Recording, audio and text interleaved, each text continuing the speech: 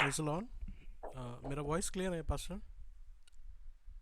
जी pastor जी, clear. प्रभु यीशु मसीह के नाम की स्तुति हो। इस समय के लिए मैं प्रभु को धन्यवाद देता हूँ। आप लोग के बीच में फिर से आने के लिए प्रभु ने मेरे जीवन में दिया गया वो इस अवसर के लिए मैं प्रभु को धन्यवाद देता हूँ। और प्रभु के दास पास्टर सन्नी का धन्यवाद भी करता हूँ कि उन्होंने मुझ जैसे तुच्छ दास को जो है प्रचार करने के लिए दोबारा बुलाया, स्वागत किया। और सबके लिए मैं धन्यवाद देता हूँ। पिछले दिनों में, महीनों में जो है वहाँ पर बहुत सारे प्रभु के लोगों को कोविड के कारण पीड़ा में है, और कुछ लोगों को तसल्ली मिला, कुछ लोग अभी भी पीड़ा में हैं कर कर सुनाई दिया। परमेश्वर जो है हर एक लोगों को अपनी तसल्ली और शांति और चंगाई को दे, ये मेरा प्रार्थना है। और शारीरिक दर्द, शारीरिक तौर से तो तकलीफ़ में होंगे, उसके साथ साथ मानसिक तौर से जो है अभी जो संघर्ष में हैं हर एक लोग, वो भी भयानक है कि नहीं? शारीरिक के साथ मानसिक तौर से जो संघर्ष में है, मानसिक तौर से जो पीड़ा में है, वो भी उसे भी जीतना जो है एक विश्वासी को इस समय पर एक चुनौती है। मैं ऐसा प्रार्थना करता हूँ कि परमेश्वर हर एक लोगों को शारीरिक तौर से, मानसिक तौर से, आत्मिक तौर से, सब रीति में परमेश्वर तसल्ली दे, ये मेरा प्रार्थना है। हम भी, हमारे यहाँ पर कलीसिया में भी कुछ लोगों को ये बीमारी आकर जकड़ा, और बहुत कुछ लोग जो है पीड़ाओं में चले गए थे, लेकिन परमेश्वर की दया से परमेश्वर ने बचाया। कुछ लोग बहुत ही सीरियस थे, लेकिन परमेश्वर ने बचाया। मेरे कुछ दोस्त लोग जो हैं और मेरे प्रिय कुछ लोग जो हैं इस दुनिया से कोविड के कारण गुज़र भी गए। तो एक बड़ा सा एक मानसिक तनाव में पिछले 2-3 हफ्ता में मैं भी था, कि ये सोचकर कि जो बच्चे और जो माँ बाप बच्चों को छोड़कर इस दुनिया से चले जाते हैं, तो उनके अंदर क्या बीत रहा होगा। और प्रिय लोगों को इस तरह जाते हुए जब देखा तो दिल के अंदर बहुत ही दर्द हुआ। हम लोग प्रार्थना करेंगे कि परमेश्वर जो है अपनी दया का हाथ को जो है भारत पर बढ़ाए, भारत के हर एक जगह पर प्रभु बढ़ाए, और प्रभु जो है अपनी करुणा हम पर बरसे, ऐसा मैं प्रार्थना करता हूँ। मैं ओके, अभी अभी ठीक है वॉइस? जी, काफी लोगों ने मैसेज भेजा है पास्टर जी, थोड़ा कम आवाज आ रहे हैं करके, थोड़ा सा अभी बड़ा। अभी अभी ठीक है? हाँ जी अभी पास्टर। सही है सब लोगों को? अगर सही है तो जरा हाथ उठाइए। पासा जी और थोड़ा बढ़ा दीजिए। और बढ़ाना है, ठीक है। जी अब देखिए अब कैसा है? हाँ ठीक है बस। ठीक है। पास्टर अनोटे ठीक है अभी? ठीक है, ओके। कुछ सारे पुराने ही चेहरे हैं, और आप लोगों को दोबारा देखने के लिए मैं मीटिंग में तो नहीं आता हूँ, लेकिन हर एक का चेहरा मेरा सामने से जाता है, और आप लोग को मैं बुला नहीं हूँ, ठीक है। प्रार्थना में हूँ राजस्थान के लिए और सारे भाइयों के लिए। हम लोग अपने परिवार में प्रार्थना करते। मेरा माँ हमेशा पूछता है अभी राजस्थान का मीटिंग नहीं है क्या? मैंने बोला राजस्थान का मीटिंग है, लेकिन मैं नहीं हूँ उनमें, क्योंकि मेरा खुद व्यक्तिगत पढ़ाई भी चल रहा है साथ में, और कलिसिया भी यहाँ पर खुला है, इस वजह से है, ठीक है। तो आइए हम लोग वचन की और अपने ध्यान को लेके जाएंगे। मेरे प्रियजनों, आप जानते हैं जिस तरह की यीशु मसीह के चेले भी, हम लोग ये नहीं कह सकते कि ऐसा हालात में गए, लेकिन तकरीबन ऐसे ही कुछ हालात में यीशु मसीह के चेले भी गए थे। आपको यीशु मसीह के चेले भी गए थे। मानसिक तनाव उनके जीवन में कि उनको लगा कि वो लोग मर जाएंगे, उनको लगा कि वो लोग मर जाएंगे।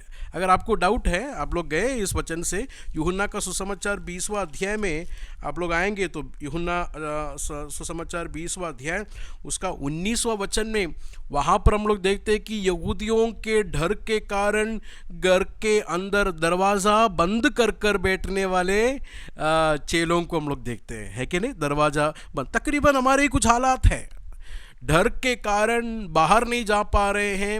उनका डर दूसरा कुछ लोगों के साथ था, तो हमारा डर कुछ बीमारी के साथ है। तो एक खौफ, एक तनाव, एक परिस्थिति, अलग अलग परिस्थितियों से ये चेले गए कर कर हम लोग देखते हैं। यूहन्ना का सुसमाचार 20वां अध्याय में खाली नहीं, अगर हम लोग 14 अध्याय में आएंगे, वहाँ पर यीशु मसीह कहता है कि तुम्हारा मन व्याकुल नहीं होना। अरे किसको कह रहा है? चेलों को कह रहा है कि तुम्हारा मन व्याकुल नहीं होना, मतलब उनका मन व्याकुल हो गया है।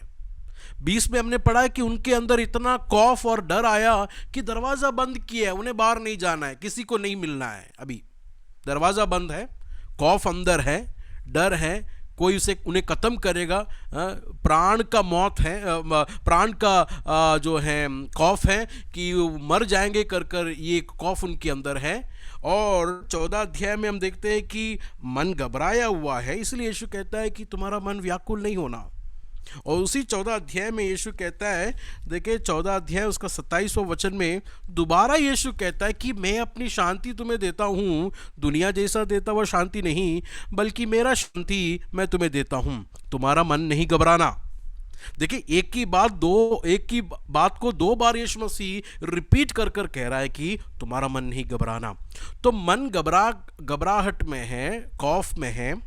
15 अध्याय में और 16 अध्याय में स्पेशली आएंगे तो उसका 5वां वचन जब भी हम लोग पढ़ेंगे 5 और 6 में, मैं बताते जाता हूँ 5 और 6, 16 का 5 और 6 में, वहाँ पर हम लोग देखते हैं कि यीशु से कोई बात नहीं कर रहा। क्यों नहीं बात कर रहा? क्योंकि उसका 6वां वचन में लिखा है कि तुम्हारा मन उदास में, दुख में भरा हुआ है।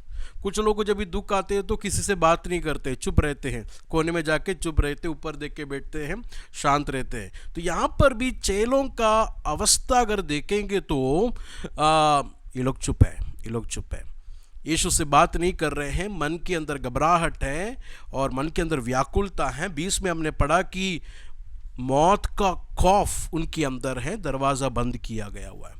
तकरीबन ऐसे ही कुछ परिस्थितियों में यीशु मसीह के चेले भी कुछ साल पहले गए थे। लेकिन आज रात में आप लोग से जो बात करने के लिए जो जा रहा हूँ, ये इस बात का है कि ऐसे परिस्थितियों में गया हुआ ये चेलों को यीशु मसीह ने क्या बोलकर सांत्वना दिया, क्या बोलकर उनके मन को तसल्ली दिया, क्या बोला होगा यीशु मसीह ने? ये मेरे दिल के अंदर एक बड़ा सा एक प्रश्न था कि ऐसा अवस्थाओं में चेले गए तो यीशु ने क्या ऐसा किया कि इनके मन के अंदर से वो व्याकुलता गया, घबराहट गया। क्या वही यीशु आज भी हमारे मन में, हमारे जीवन में, क्या वही यीशु काम कर सकता है? क्या वो यीशु मसीह आज भी वही काम को जो चेलों के अंदर किया था, क्या वो कर सकता है? ये मैं अपने आप से पूछा। तो आज रात में मैं आप लोग के सामने 3 बातों को जो है यीशु मसीह ने इन चेलों के अंदर से घबराहट को हटाने के लिए, मन की व्याकुलता को हटाने के लिए किया गया वह 3 बातों को जो है मैं आप लोग के सामने आज बताना चाहता हूँ। मेरे प्रियजनों, दुनिया के लोगों के जैसा व्याकुल होने के लिए नहीं परमेश्वर ने मुझे और आप लोग को बुलाया। हमें मालूम है सिचुएशन कंट्रोल के बाहर है दुनिया का, स्पेशली भारत का, लेकिन प्रभु का कंट्रोल के बाहर नहीं है। आज भी प्रभु जो है तख्त पर बैठा हुआ है, he is in full control. मेरा परमेश्वर उस जगह पर है, उसे पता है वो आगे क्या करने वाला है, उसको पता है कि वो आगे कैसा होगा। वो परमेश्वर पर अगर मेरा आसरा है तो मुझे डगमगाने की ज़रूरत नहीं है, मुझे घबराने की ज़रूरत नहीं है, मुझे कंफ्यूज होने की ज़रूरत नहीं है, मुझे व्याकुलता में आने की जरूरत नहीं है, क्योंकि मुझे पता है कि वो परमेश्वर आज भी अपने स्थान पर बैठकर राज करता है, उसके हाथ के बाहर कुछ भी नहीं गया है। विश्वास करने वाले अपने हाथ को उठाकर हम लोग प्रभु को जरा धन्यवाद करेंगे, उसको शुक्रगुजार करेंगे। हालेलुया। उस जिंदा सच्चा परमेश्वर को हम धन्यवाद करेंगे जो जिसके हाथ से कुछ भी नहीं बाहर गया, बल्कि आज भी वो राज करता है। And he knows what he is doing. Hallelujah. तो दुनिया के लोगों के जैसा हमें व्याकुलता में आने की जरूरत नहीं है, दुनिया के लोगों के जैसा घबराहट में आने की जरूरत नहीं है। Praise the Lord. सबसे पहला यीशु मसीह ने उनको बताया गया वह सबसे पहला वचन क्या है, मैं आप लोगों को बताता हूं। यूहन्ना रचित सुसमाचार 14 अध्याय में यीशु मसीह 5, 6, 7, 8 इस वचनों में यीशु मसीह चेलों से कहता है कि तुम्हें पिता है, तुम्हें स्वर्ग में एक पिता है। Praise the Lord. तो मन के अंदर घबराहट के साथ रहने वाले इन चेलों को यीशु मसीह ने सबसे पहला दिया गया हुआ वादा, उनको सबसे पहला दिया गया हुआ प्रॉमिस क्या है कि तुम्हें क्या है, स्वर्ग में एक पिता है। You have a father in heaven.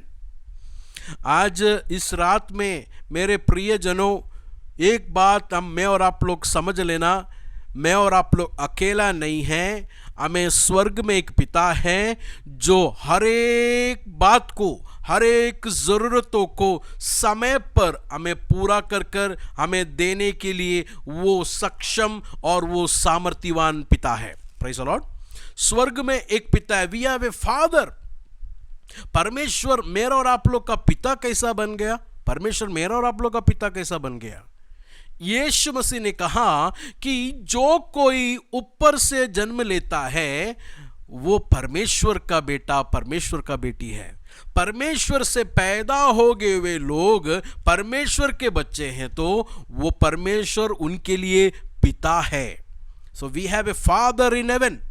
ये पिता के साथ मेरा और आप लोग का संबंध, बंधन कैसा आया? यीशु देखिए वहां पर क्या कहता है कि मैं ही हूं मार्ग, सत्य और जीवन, मेरे अलावा कोई भी पिता के पास नहीं जाता। तो पिता के पास जाने के लिए, पिता को जानने के लिए दुनिया में एक मार्ग है, तो वो मार्ग है यीशु मसीह का मार्ग। यीशु मसीह ने ये नहीं कहा मैं भी मार्ग हूं, यीशु ने ये नहीं कहा कि मैं भी सच्चाई हूं, यीशु ने ये नहीं कहा कि मैं भी जीवन हूं। यीशु ने कहा कि मैं ही हूं मार्ग, मैं ही हूं सत्य और मैं ही हूं जीवन। मेरे अलावा कोई भी पिता के पास नहीं जा सकता। इस कोरोना के इस दरमियान, इस प्रतिसंधि के दरमियान हर एक लोग मुश्किलात में जा रहे हैं, हम सब जानते हैं। इसके बीच में प्रभु के लोग, मैं और आप लोग मन में धाड़स बांध सकते हैं कि मैं और आप लोग को पिता, we know our father in heaven. मैं और आप लोग को पिता के बारे में जानकारी है। किस तरह जानकारी है? यीशु मसीह के जरिए से मैं और आप लोग पिता को जानते हैं। We know the father. ये पिता का खासियत क्या है? ये पिता का खासियत मत्ती का सुसमाचार 6वां अध्याय उसका 31 से जब हम लोग पढ़ेंगे तो वहां पर क्या लिखा है? अन्य जातियों के जैसा तुम लोग प्रार्थना जब भी करते हैं तो बहुत भाषाओं को, नहीं तो बहुत रिपीटेशन को इस्तेमाल कर कर प्रार्थना नहीं करना, क्योंकि तुम्हारे जरूरत क्या है कर कर पिता जानकर समय पर तुम्हें देने वाला एक पिता है स्वर्ग में। Praise the Lord. सबसे पहला हमें प्रोवाइड करने वाला, हमारा जरूरतों को समय पर देने वाला एक स्वर्गीय पिता हमें स्वर्ग में है। हालेलुया। देखिए ये सब बात मैं और आप लोग जानते हैं, हमें स्वर्गीय पिता है स्वर्ग में, लेकिन ये समय पर ये वचन हमें ज़रूरत है, ये समय पर ये वादा हमें पक्का होने की ज़रूरत है हमारे दिल में कि हम अकेले नहीं हैं। जो हमारी ज़िंदगी में हो रहा है, ये जो अवस्था हो रहा है, ये प्रभु को पता नहीं, ऐसा कोई समझना नहीं। स्वर्ग में जो पिता है उसको सब बात का ज्ञान है और समय पर हमें ज़रूरतों को देने के लिए ही इज एबल। कितने लोगों विश्वास करते हैं? कितने लोगों विश्वास करते हैं? Our father in haven. दूसरा कोई भी रिलीजन में, दूसरा कोई भी मजहब में जो है ऐसा कभी भी नहीं सिखाया कि परमेश्वर उनका पिता है, लेकिन मसीही में ही ये बात को सिखाते हैं कि परमेश्वर जो है पिता है। Our God is the father. पिता का पहला खासियत मैंने आप लोगों को बताया क्या है। पिता का पहला खासियत कि वो जो है हमारी ज़रूरतों को समय पर देता है। दूसरा, ये तो शारीरिक बात हुआ, वहाँ पर खाना, पीना, कपड़ा, 3 बातें जो ज़रूरत है वो पिता देगा।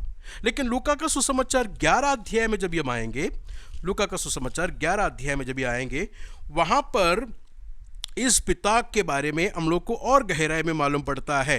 11 का 13 वचन में लिखा है कि पापी होकर तुम अपने बच्चों को अच्छे उपहार को देने के लिए आप जानते हैं, तो तुम्हारा स्वर्गीय पिता उनके बच्चों को क्या देता है? पवित्र आत्मा। देखिए, मत्ती का सुसमाचार 6वां अध्याय में इस दुनिया के जरूरतों को पूरा करने के लिए परमेश्वर पिता काफ़ी है, God is sufficient and God is able. लेकिन लूका के सुसमाचार 11 अध्याय में लिखा है कि दुनिया के काली बातों में काली नहीं, बल्कि पवित्र आत्मा भी तुम्हें देने के लिए। कितना अधिक पवित्र आत्मा तुम्हें देगा। Praise the Lord. कितने लोगों को ये बात को सुनकर आज समझ में आ रहा है, होली स्पिरिट मुझे पवित्र पिता देगा। देखे, बच्चों के लिए है होली स्पिरिट। परमेश्वर इस पिता के बच्चों के लिए पिता देता हुआ गिफ्ट है होली स्पिरिट।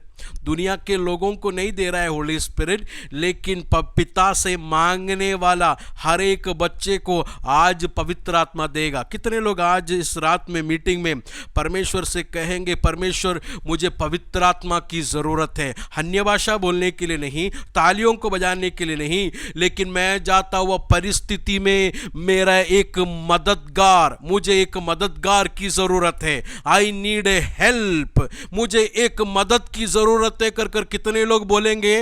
वो बोलने वाले पिता को जरा बोले, पिता अपने आत्मा को मेरे ऊपर, मेरे अंदर उंडेल। आत्मा आपको पिता देगा, क्योंकि वहां पर क्या लिखा है? पापी होकर तुम्हारे बच्चों को अच्छा उपहार देने के लिए जानते हैं, तो स्वर्गीय पिता पवित्र आत्मा कितना अधिक देगा। Hallelujah, hallelujah, praise the Lord. ये परिस्थिति में बहुत सारे लोगों का विश्वास ठंडा होता जा रहा है। कुछ लोग सवाल करने शुरू हो रहे हैं, किधर गए यीशु मसीह, किधर गए परमेश्वर? बहुत वादा है, ये 300 से ज़्यादा मैसेजेस हम लोग ने सुना, 300 से ज़्यादा मीटिंग हो गया, सब खादिम पास्टर लोग ने आकर बड़े बड़े बातें की, किधर गए किधर गए? हालात तो खराब होता नजर आ रहा है। ऐसे बोलकर बहुत सारे लोग ने विश्वास ठंडा होता गया, प्यार ठंडा होता जा रहा है। इस समय अगर कोई भी अगर ऐसा दिल में सोच रहा है, तो प्रभु से बोले, प्रभु मुझे मदद की जरूरत है, मेरे अंदर डाउट उत्पन्न हो रहा है, मेरे अंदर आशंका उत्पन्न हो रहा है, मेरे अंदर व्याकुलता उत्पन्न हो रहा है। अपनी आत्मा को मेरे ऊपर उंडेल, मेरे अंदर उंडेल कर पिता से जरा प्रार्थना करे, उसी व्यक्ति को अपना आत्मा से भरपूरी देकर उसे मदद करने के लिए हमें स्वर्ग में एक पिता है। Praise the Lord. तो शारीरिक जरूरत काली नहीं, आत्मिक जरूरत में भी वी हैव ए फादर, हम एक स्वर्ग में एक पिता है। ये पिता का अगला खासियत क्या है मालूम है? ये पिता का अगला खासियत काली जरूरतों को देने वाला पिता नहीं, काली आत्मिक बातों को देने वाला पिता नहीं, बल्कि हमारे जीवन में हमें सही मलामत कर हमें उसके पवित्रता में बढ़ाने वाला पिता भी है। दादाजी लोगों का एक बात है कि जब भी उनके मतलब माँ बाप लोग बच्चों को जब भी मारते हैं, तो अगर घर में दादाजी है तो वो बच्चे का बहुत ही अच्छा खुशहाल है, क्योंकि वो बच्चे को मार नहीं मिलेगा। दादा क्या बोलेगा मालूम है उसके बेटे को? तू क्यों मारता है बेटे, क्यों मारता है मेरे पोते को? है कि नहीं? दादाजी लोग नहीं मारता है। कौन मारता है? बाप ही मारता है, पिता ही मारता है, दादाजी लोग नहीं मारता है। हमें स्वर्ग में एक दादाजी नहीं है, हमें स्वर्ग में एक पिता है। Praise the Lord. और वो पिता का खासियत क्या है? हम उसके पवित्रता में बढ़ने के लिए हमें क्या करता है? डिसिप्लिन करता है। खाली प्यार नहीं करता, खाली केयर नहीं करता, खाली पवित्र आत्मा को नहीं देता, बल्कि हमें डिसिप्लिन करने वाला एक स्वर्गीय पिता है। इब्रानी की किताब जब भी हम लोग पढ़ेंगे, इब्रू चैप्टर 12, इब्रानी 12 अध्याय में, वहाँ पर हम लोग देखते हैं कि क्या है। जरा कोई भी जरा पढ़े इब्रानी की किताब चैप्टर 12 उसका 7वां वचन से जरा पढ़े, 7वां वचन से, इब्रानी 12 का 7 से। तुम दुख को ताड़ना समझकर सह लो, परमेश्वर तुम्हें पुत्र जानकर तुम्हारे साथ बर्ताव करता है। वह कौन सा पुत्र है जिसकी ताड़ना पिता नहीं करता? यदि वह ताड़ना जिसके भागी सब लोग होते हैं तुम्हारी नहीं हुई, तो तुम पुत्र नहीं पर व्यभिचार की संतान ठहरे। आगे, फिर जबकि हमारे शारीरिक पिता भी हमारी ताड़ना किया करते थे और हमने उनका आदर किया, तो क्या आत्माओं के पिता के और भी अधीन ना रहें, जिससे हम जीवित रहें? वे तो अपनी अपनी समझ के अनुसार थोड़े दिनों के लिए ताड़ना करते थे, पर वह तो हमारे लाभ के लिए करता है कि हम भी उसकी पवित्रता के भागी हो जाएं।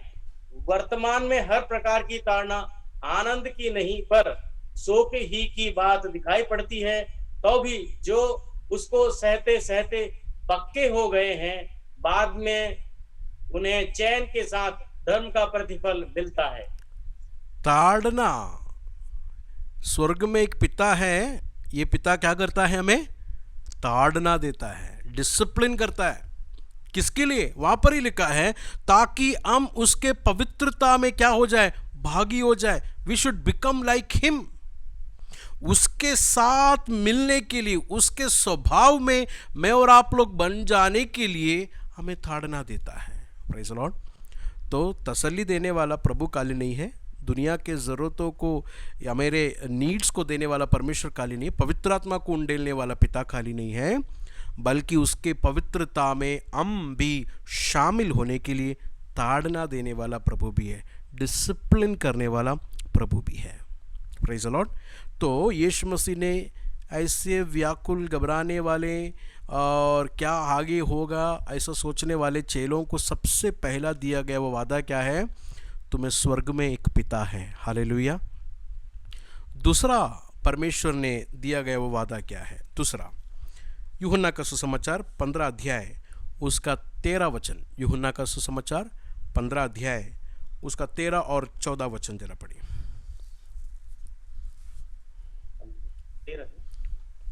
15 का 13 और इससे बड़ा प्रेम किसी का नहीं कि कोई अपने मित्रों के लिए अपना प्राण दे।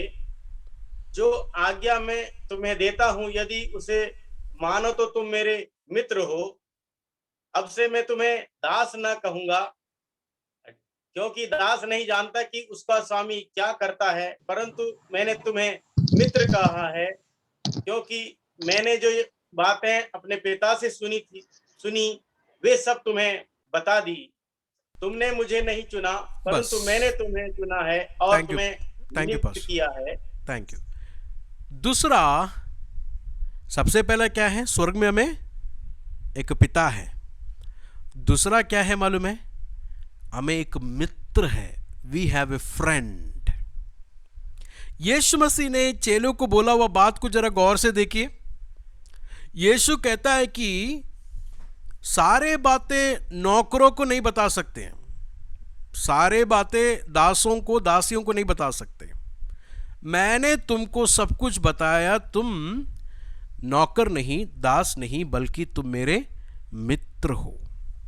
याकूब के पत्री 2 अध्याय 23वां वचन, याकूब 2 का 23वां वचन जब भी हम लोग पढ़ते हैं तो अब्राहम परमेश्वर का मित्र था। अब्राहम परमेश्वर का मित्र था। अब्राहम परमेश्वर का मित्र था। ब्रदर मैं समझा नहीं, क्या है इसका मतलब?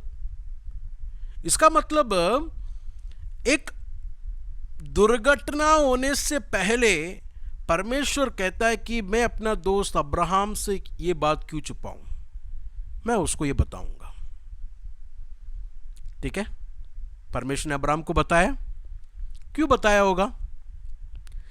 परमेश्वर ने अब्राहम को इसके लिए बताया ताकि अब्राहम क्या करे, उस देश के लिए बिचवाई करे। यह है दोस्तों के बीच में, फ्रेंड्स। दुनिया में एक ही ऐसा दोस्त है जो आप अपने हर एक चीज खुलकर बता सकते हैं, परमेश्वर यीशु मसीह। दुनिया में ऐसा दोस्त आपको नहीं मिलेगा। कितना भी बड़ा जिगरी दोस्त हो, उसको आप कुछ भी बोलेंगे तो थोड़ा टाइम के बाद 2-3 लोगों को मालूम पड़ेगा ही। उसका पेट में आपने बोला वो बात ज़्यादा दिन तक नहीं ठहरता है, वो बताएगा। Praise the Lord. लेकिन ये दोस्त का खासियत क्या है? What is the difference between this friend? ये दोस्त का खासियत क्या है, मैं बताता हूं आपको। दुनिया के दोस्त लोग अपने बड़े बेस्ट फ्रेंड के लिए शायद जीवन देंगे, मुझे नहीं पता ऐसा दिया गया, मैं किसी को नहीं जानता हूं। अगर दुनिया में अगर कोई है बड़ा जो अपने जिगरी दोस्त के लिए अपने जीवन देने के लिए दे सकता होगा, लेकिन यहां पर जो लिखा हुआ दोस्त है ना, इन्होंने दोस्तों के लिए नहीं अपना जीवन दिया। रोमियो 5 में लिखा है कि जब तुम दुश्मन ही थे, यीशु मसीह ने तुम्हारे लिए मरा। तो ये दोस्त का खासियत क्या है मालूम है? आप जब दुश्मन थे तब आपको उसने अपने लहू को देकर, अपने खून को, अपने जीवन को देकर उसका दोस्त बनाया। तो ये दोस्ती जो है पैसे का नहीं है, ये दोस्ती जो है कुछ दुनिया का कुछ बातों को देकर नहीं है, बल्कि अपना बहुमूल्य लहू को देकर ये दोस्ती को यीशु मसीह ने खरीदा है। इसलिए यीशु कहता है कि यू आर माई फ्रेंड। परिस्थितियों में जाने वाले, पैंडमिक के मुश्किलात में जाने वाले मेरे प्रियजनों, एक बात आप समझ लेना, आपके लिए एक मित्र स्वर्ग में है। You have a friend. जब मैं स्वर्ग में है करके बोलूंगा तो कोई ये नहीं समझना प्रभु ब्रदर स्वर्ग तो बहुत दूर है, मेरा दोस्त इतना दूर है क्या, नहीं समझना। पुराने नियम में याकूब बेतेल करके एक जगह पर पत्थर को लेकर सर में के नीचे रखकर सोने के वक्त उसने एक दर्शन को देखा। क्या दर्शन को देखा?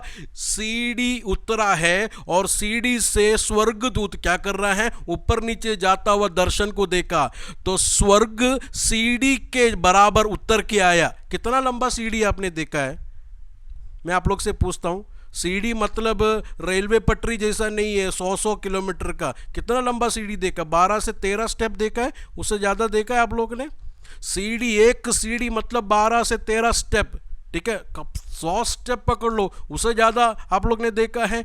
तो मतलब उतना करीब स्वर्ग याकूब के लिए उतर के आया है। तो मेरे प्रियजनों, यीशु ने अपने लहू को देकर मुझे और आप लोग को छुड़ाया, मुझे और आप लोग को बचाया हुआ। ये यीशु अपने परिस्थिति में स्वर्ग उतर के आकर हमें चंगाई देकर, हमें छुटकारा देकर, हमें आश्वासन करने वाला, तसल्ली देने वाला एक मित्र स्वर्ग में है। हाथ उठाकर हम लोग प्रभु को धन्यवाद करेंगे। Praise the Lord. मैं 2-3 हफ्ता पहले अपने चर्च से पूछा कितने लोग ये दोस्त से बात करता है, सब लोग ने हाथ उठाया। हम लोग हर दिन बात करता है ब्रदर, हर दिन, सुबह दोपहर को शाम को, कुछ लोग सुबह दोपहर शाम को भी करता है, 3 बार करता है। लेकिन एक प्रॉब्लम क्या मालूम है, हम लोग वो उधर ही बात करते हैं, उधर से सुनाई नहीं, कुछ नहीं देता हमें। हम लोग ऐसा प्रार्थना करते हैं, प्रभु जी एक अच्छा काम देना। दोस्त बोलेगा अच्छा ठीक है, काम दिया। काम देने के बाद 3 महीने के बाद बोलते हैं प्रभु जी सैलरी थोड़ा कम है, थोड़ा सैलरी बढ़ा के देना। दोस्त बोलेगा ठीक है, बढ़ा के दिया। बढ़ा के देने के बाद बोला प्रभु जी ऐसा चल के में जाते, एक साइकिल मिलेगा तो थोड़ा अच्छा है, साइकिल भी ले लिया। साइकिल मिलने के बाद 3 महीने के बाद बोला प्रभु जी साइकिल में जाके पैर दर्द होता है, एक बाइक मिलेगा तो अच्छा है। बाइक से फिर कार में गया। सब दोस्त को बता रहा है कि नहीं? प्रार्थना में सब दोस्त को बता रहा है। मैंने कलीसिया में पूछा कितने लोग ये दोस्त का आवाज को सुनने के लिए चाहता है। कितने लोग ने ये दोस्त से पूछा, आप क्या चाहते हैं वो मैं जरा सुनना चाहता हूँ। मैं आज अपना ज़रूरत को नहीं बोलूँगा, आज मैं अपना विषय को नहीं बोलूँगा, आप अपना विषय को जरा बताए कर मैं कहता हूँ अगर किसी ने दिल खोलकर प्रार्थना किया है इस दोस्त के दिल को जानने का, मैं कहता हूँ कि प्रभु आपको बड़े बड़े तरीके से आपको इस्तेमाल करेगा। क्योंकि अगर प्रभु अपने दिल को खोलकर अभी जब हमें बताएंगे तो प्रभु जो है हमें आँख की शोले जैसा इस्तेमाल करेगा। कितने लोगों विश्वास करते हैं?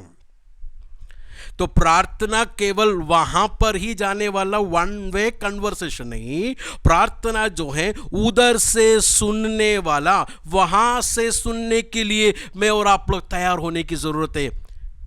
यीशु से कहें कि यीशु आप क्या चाहता है वो मैं जरा सुनना चाहता हूं, मैं ऐसा करना चाहता हूं। अगर आप ऐसा करेंगे ना गड़बड़ में आएंगे। अगर आप इस दोस्त के आवाज को सुनने के लिए तैयार है तो ये दोस्त आपको क्या बोलेगा मालूम है? ये दोस्त आपको बोलेगा तेरा बीबी से, तेरा पति से, तेरे बच्चों से, तेरे दोस्तों से, तेरे हर एक चीजों से सबसे अधिक मुझे प्यार करना है। ये दोस्त बोलेगा। सुनने के लिए तैयार है? इसके लिए हम लोग सुनने के लिए तैयार नहीं, क्योंकि हमको मालूम है अगर हमने सुनने के लिए तैयार है तो ये सब सुनना पड़ेगा। इसके लिए बेहतर क्या है, उनको ही बोलते जाओ, उनको ही बोलते जाओ। ये कैसा दोस्ती हो गया? This is not friendship. दोस्ती मतलब खाली वहां पर बोलने की बात नहीं है, वहां से आता हुआ बात भी सुनने के लिए ये दिनों में कितने लोग तैयार हैं? Hallelujah, praise the Lord.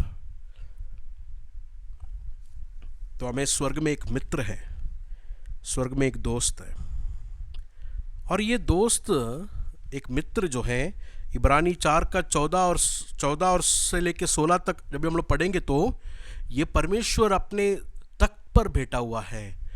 मैं और आप लोग जो हैं धैर्य के साथ उस सिंहासन के पास जा सकते हैं, है कि नहीं? हम एक मित्र है, इसके लिए मैं और आप लोग धैर्य के साथ प्रभु की उपस्थिति में जा सकते हैं। So we have a friend. सबसे पहला क्या है? हम एक दोस्त है, सबसे पहला हमें देखा कि हम एक पिता है, दूसरा हम लोग ने देखा कि हमें एक मित्र है, तीसरा यूहन्ना का सुसमाचार 14 अध्याय उसका 25 और 26 जरा पढ़िएगा। John 14:25 and 26। ये बातें मैंने तुम्हारे साथ रहते हुए तुमसे कही, परंतु सहायक अर्थात पवित्र आत्मा जिसे पिता मेरे नाम से भेजेगा वह तुम्हें सब बातें सिखाएगा और जो कुछ मैंने तुमसे कहा है वह सब तुम्हें स्मरण कराएगा।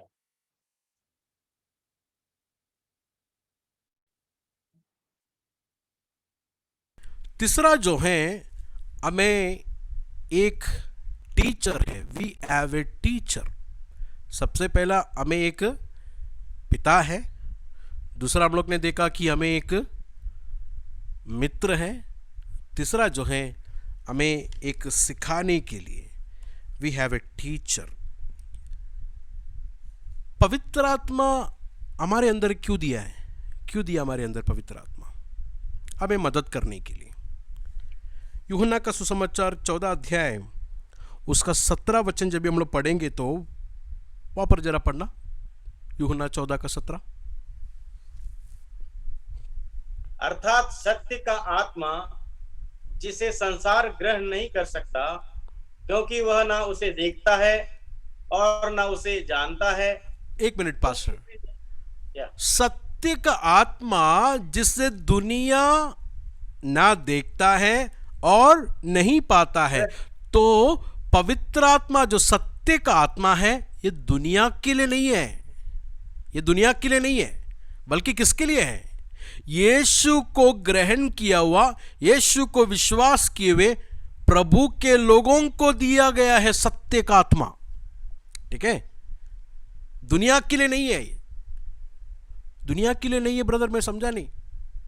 अगर दुनिया यीशु पर अगर विश्वास कर कर सुसमाचार में अगर मुड़ेंगे तो ये सत्य का आत्मा दुनिया के लिए है, नहीं मुड़ेंगे तो दुनिया के लिए नहीं है। ये किसके लिए है?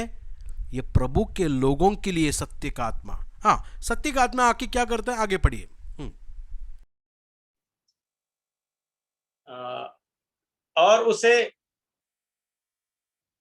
और न उसे जानता है, तुम उसे जानते हो क्योंकि वह तुम्हारे साथ रहता है और वह तुम में होगा।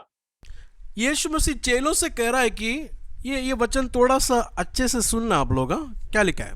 यीशु मसीह चेलों से कहता है कि लेकिन तुम ऐसा नहीं है, तुम उसे जानते हो, वो तुम्हारे साथ है, लेकिन आगे क्या लिखा है? वो तुम्हारे अंदर भी होगा।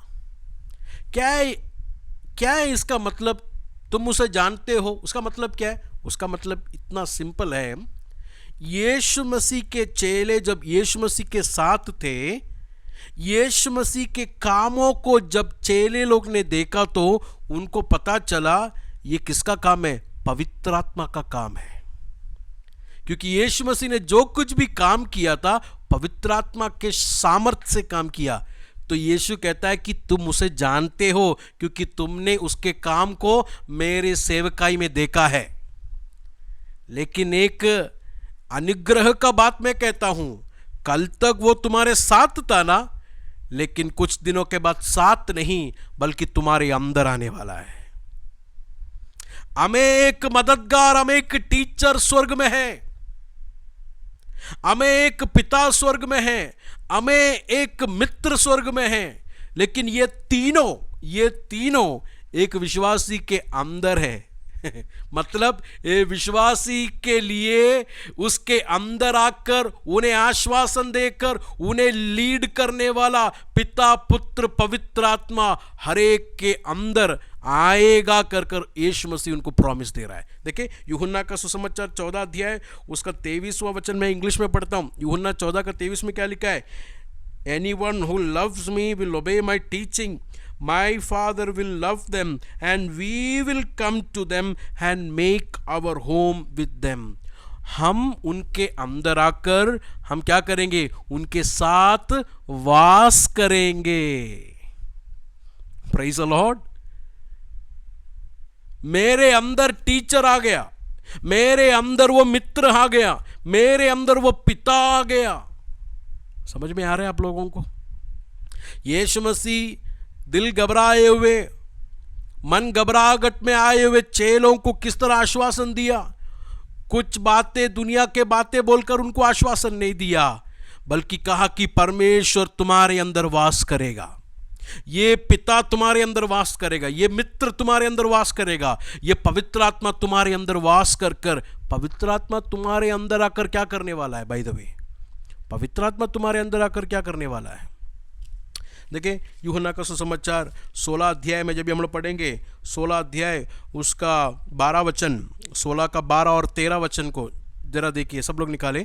यूहन्ना 16 का 12 और 13 वचन, वहाँ पर लिखा है कि मुझे बहुत कुछ बातें तुम्हें कहना है लेकिन you can not bear now. 13 वचन में लिखा है कि लेकिन सत्य का आत्मा जब तुम्हारे अंदर आएगा, ई विल गाइड यू, तुम्हें वो गाइड करेगा, मतलब लीड करेगा। ये वर्ड जो है ना गाइड, अपना जो नया निकलता हुआ गाड़ी में सब जीपीएस चीज़ है, जीपीएस है कि नहीं? एक अमेरिका की एक औरत जो है इसमें बात करता है, अगर हम लोग उसको लोकेशन नहीं जानता है तो जीपीएस में लोकेशन डालेगा तो ये औरत जो है हमें बताएगा किधर मुड़ना है, किधर जाना है। लखनऊ मुड़ो, हाँ, नहीं तो औरंगाबाद मुड़ो, उसका इंग्लिश का भाषा में वो लोग मुड़ने के लिए बोलता है। तो मतलब गाड़ी के अंदर जीपीएस जिस तरह एक व्यक्ति को गाइड करता है, उसी तरह पवित्र आत्मा टीचर एक के अंदर आकर उन्हें गाइड करेगा। ये रास्ता गड़बड़ है, नहीं जाओ, वो रास्ता गड़बड़ है, मत जाओ, ये रास्ता सही है कर कर पवित्र आत्मा एक व्यक्ति के अंदर टीचर होकर उसे गाइड करेगा। प्रियजनों, ये पैंडमिक में मुझे और आप लोगों को क्या सबसे बड़ा ज़रूरत है? हमारे अंदर एक टीचर आकर हमें गाइड करे, हमारे सामने से बादलों को निकाले, हमारे सामने से जो काला बादल छाया हुआ है उसको हटाकर पवित्र आत्मा में गाइड कर कर बोले कि इसके बीच में से भी मैं रास्ता निकाल सकता हूं। ऐसा एक मददगार की मुझे और आप लोग की ज़रूरत है। हमें एक पिता की ज़रूरत है, हमें उस मित्र की ज़रूरत है। इस मुश्किल घड़ी में मैं अकेला हो गया हूँ, मैं अकेली हो गई कर कर किसी को भी कोई भी नहीं बोलना, क्योंकि उसके अंदर पिता पुत्र पवित्र आत्मा उसके अंदर वास कर कर उसके अकेलेपन को, उसके ऑर्फन को हटाता है। कितने लोग विश्वास करते हैं? आज वचन सुनने वाले लोगों के अंदर वो पवित्र आत्मा ऐसे ही क्रिया करे कर कर मेरा प्रार्थना है कि आपके अंदर से आप अकेला है कर कर, आप खत्म हो गया कर कर, आग सामने बड़ा सा बादल है, काला सा बादल छाया हुआ है, मुझे कुछ भी नजर नहीं आ रहा है कर कर, अगर कोई सोच रहा है तो होली स्पिरिट आपके अंदर गाइड करे और उस काला बादल को आपके सामने से हटाकर क्लियर रास्ता आपको दिखाए। ये मेरा प्रार्थना है। यीशु मसीह ने अपने चेलों को ये वादा दिया, क्या? स्वर्ग में तुम्हें एक पिता है। यीशु मसीह का जीवन को जरा देखे यूहन्ना का सुसमाचार 8वां अध्याय में यीशु क्या कहता है? देखिए 8वां उसका 29 में यीशु कहता है कि तुम मुझे छोड़कर चले जाओगे, लेकिन जिसने मुझे भेजा है वो हमेशा मेरे साथ है। देखो वही पढ़ा ना 29 में, जिसने मुझे भेजा है वो हमेशा मेरे साथ है, क्योंकि उसको जो पसंद है वही मैं करता हूं। हमेशा हमारे साथ है। यीशु कहता है कि, और उसका 16 अध्याय उसका 32 में देखें, तुम लोग सब लोग तितर बितर हो जाएंगे। 16 का 32 में लिखा है कि तुम लोग सब लोग तितर बितर हो जाएंगे, लेकिन मैं अकेला नहीं हूं, मेरा पिता मेरे साथ है। Praise the Lord. यीशु कहता है कि मैं अकेला नहीं हूं, क्योंकि मेरा भेजने वाला, मेरा पिता मेरे साथ है। ये पिता आपके अंदर आएगा तो किसी को लगेगा कि वो अकेला है? ये पिता अगर उसके अंदर आएगा तो, ये मित्र उसके अंदर आएगा तो उसको लगेगा कि वो अकेला है? नहीं। ये टीचर उसके अंदर आएगा तो उसको लगेगा कि वो अकेला है? नहीं। चेलों के अंदर घबराहट है, लेकिन यीशु कहता है कि मैंने दुनिया को जीता है। यीशु के अंदर कोई घबराहट नहीं। धाड़स बांधो, मैंने दुनिया को जीता है। दुनिया में मुश्किल है, दुनिया में परेशानी है, दुनिया में सही सब कुछ बात हर टाइम सही नहीं होने वाला है। कुछ कुछ गहराइयों में, कुछ कुछ मुश्किलात में हमें जाना पड़ेगा, लेकिन मन घबराना नहीं, क्योंकि जिसने हमें बुलाया है वो हमारे साथ है। He is with us. आंखों को बंद करेंगे हम लोग। हालेलुया। ये पिता और ये मित्र और ये सिखाने वाला टीचर वो बहुत दूर एक कोने में नहीं बैठा हुआ है। हम लोग ने यूहन्ना 14 के 23 में पढ़ा कि वो हमारे अंदर है कि नहीं? वो हमारे अंदर है, वो हमारे साथ है। प्रार्थना करेंगे, परमेश्वर से कहेंगे कि परमेश्वर, मुझे आज आपकी आत्मा की आवश्यकता है। मुझे आज आप उस मित्र की आवश्यकता है जो मैं अपने दिल को खोलकर बताऊं।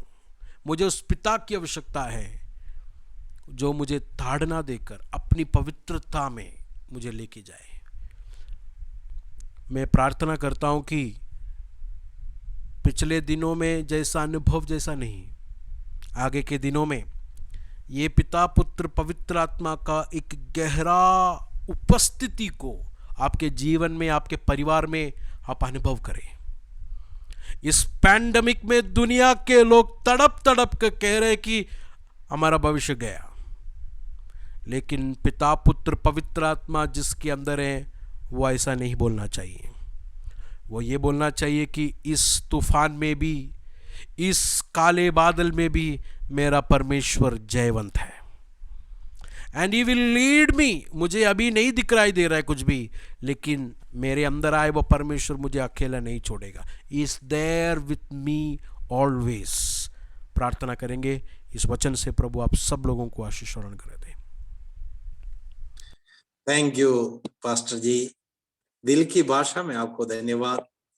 प्रिय लोगों, स्मरण रखें, थोड़ी देर पहले तक आपने और मैंने बहुत ऐसे बातों को बताया। दुनिया में बहुत लोग कोरोना से मर रहे हैं, वैसे है वैसा है, भयभीत। लेकिन आज संध्या समय में पवित्र आत्मा बिल्कुल स्पष्टता से हमसे बात किया, मत डर, पिता पुत्र पवित्र आत्मा, पिता और मित्र और टीचर हमारे अंदर है। सुंदर वचन के लिए धन्यवाद, जो हमें आश्वासन दिया, बल दिया, शक्ति दिया। आज नए रीति से हमारे मीटिंग में आया तमाम लोगों को धन्यवाद।